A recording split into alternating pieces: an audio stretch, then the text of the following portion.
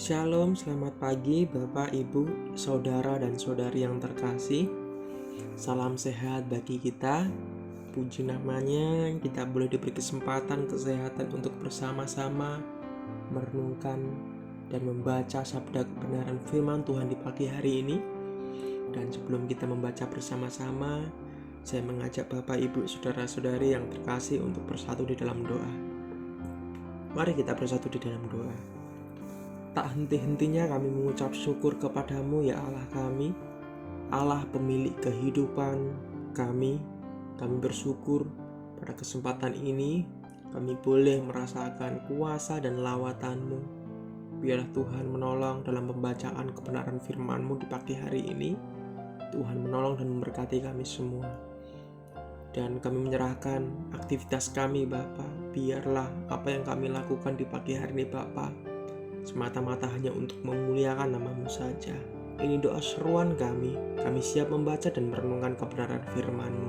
Haleluya, amin. Bapak, Ibu, dan saudara-saudara yang terkasih, renungan kita di pagi hari ini bertema Jangan meragukan kuasa Tuhan, yang terambil di dalam kitab Kejadian 18 ayat 1-8. LAI memberikan judul Allah mengulangi menjanjikan seorang anak laki-laki kepada Abraham. Ayat yang pertama, kemudian Tuhan menampakkan diri kepada Abraham dekat pohon Tabatin di Mamre, sedang ia duduk di pintu kemahnya waktu hari panas terik. Ketika ia mengangkat mukanya, ia melihat 3 orang berdiri di depannya. Sesudah dilihatnya mereka, ia berlari dari pintu kemahnya menyongsong mereka. Lalu sujudlah ia sampai ke tanah, serta berkata, Tuanku, jika aku telah mendapat kasih Tuanku, janganlah kiranya lampaui hamba-Mu ini.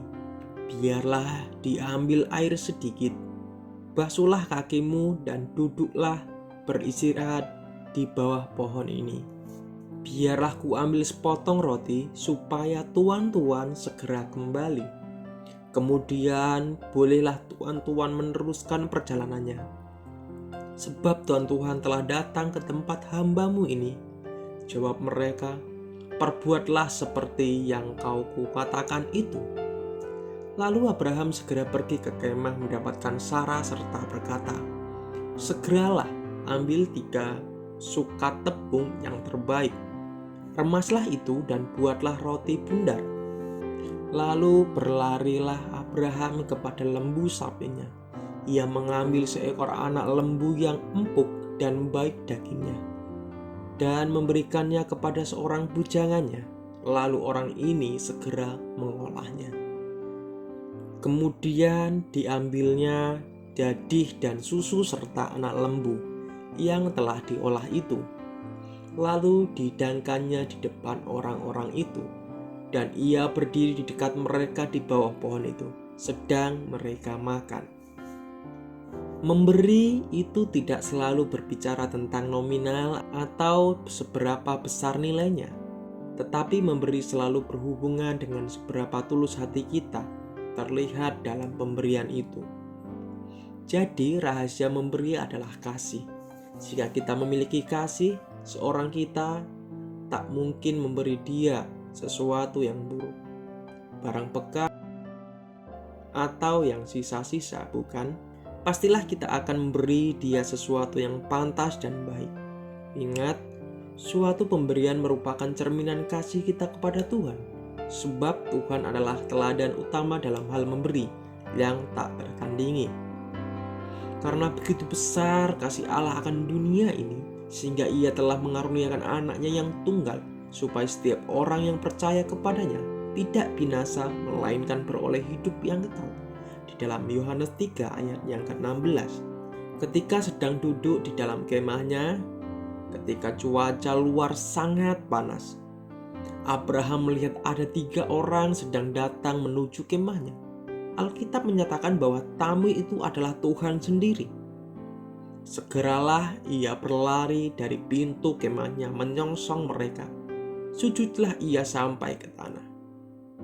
Di dalam Kejadian 18 ayat yang kedua. Abraham memiliki sikap hati yang tulus dan menyembah. Selanjutnya ia berkata, "Tuanku, jika aku telah mendapatkan kasih Tuanku, janganlah kiranya lampaui hambamu ini." Di dalam Kejadian 18 ayat yang ketiga. Artinya Abraham tidak menyia-nyiakan kesempatan yang ada, yaitu kesempatan untuk diberkati. Inilah kairos, waktu yang diberikan Tuhan, dan yang di dalamnya terdapat kesempatan.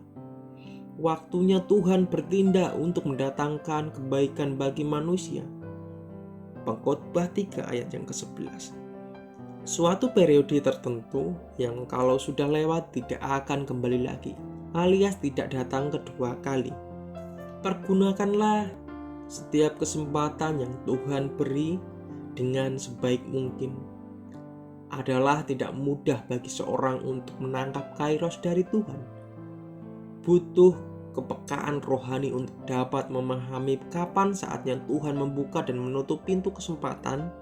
Sebab apabila ia membuka, tidak ada yang dapat menutup. Dan apabila ia menutup, tidak ada yang dapat membuka. Di dalam Wahyu 3 ayat yang ke-7. Garis besar kejadian yang pertama, 3 malaikat menemui Abraham ayat 1-8. Dan yang kedua, Sarah dijanjikan akan punya anak, dia tertawa di dalam ayat 9-15. Dan yang ketiga, Abraham memohon demi Sodom ayat yang 16-33. Bahwa ketika orang asing itu tiba, Abraham sedang berbicara kepada Allah. Karena itu Abraham menyebutkan Tuanku. Namun ketika mereka datang, Abraham menghentikan percakapannya dengan Allah dan menawarkan kepada tamunya. Abraham tidak tahu siapa mereka. Ini menunjukkan bahwa memperlakukan dengan baik kepada orang asing dianggap lebih penting daripada hubungan atau percakapan pribadi dengan Allah. Ketiga orang asing itu diterima oleh Abraham dengan segala senang hati, tanpa menanyakan siapa mereka, latar belakang mereka, dan lain sebagainya. Abraham berlari, menyongsong, dan sujud sampai ke tanah. Sikap demikian menunjukkan suatu penerimaan dan penghormatan dari Abraham kepada ketiga orang asing itu. Selain itu, Abraham juga mengambil air, mengambil sepotong roti, dan lain-lain. Sebagai tuan rumah yang baik, Abraham berdiri di dekat mereka di bawah pohon sedang mereka makan. Hidup bukan hanya untuk diri kita sendiri, melainkan untuk menjadi berkat bagi orang lain. Artinya, tidak mungkin kita hidup tanpa sesama manusia. Hidup kita merupakan hidup dalam kebersamaan. Itulah panggilan hidup beriman kita di dunia ini. Amin. Mari kita bersatu di dalam doa. Terima kasih Bapa untuk perenungkan kebenaran firman-Mu pada pagi hari ini. Kami sungguh diberkati oleh kebenaran firman-Mu di pagi hari ini. Biarlah Tuhan terus memelihara kehidupan kami, memelihara keimanan kami, supaya akan mengenal Engkau lebih lagi, sebab Engkau adalah juru selamat kami. Terima kasih Bapa, kami akan melakukan aktivitas kami, biar Tuhan menolong dan memberkati kami. Hanya nama-Mu yang kami sanjung dan kami tinggikan. Di dalam nama-Mu kami berdoa dan mengucap syukur kepada Bapa di surga. Haleluya. Amin. Shalom, selamat pagi, selamat beraktivitas. Tuhan Yesus memberkati kita semua.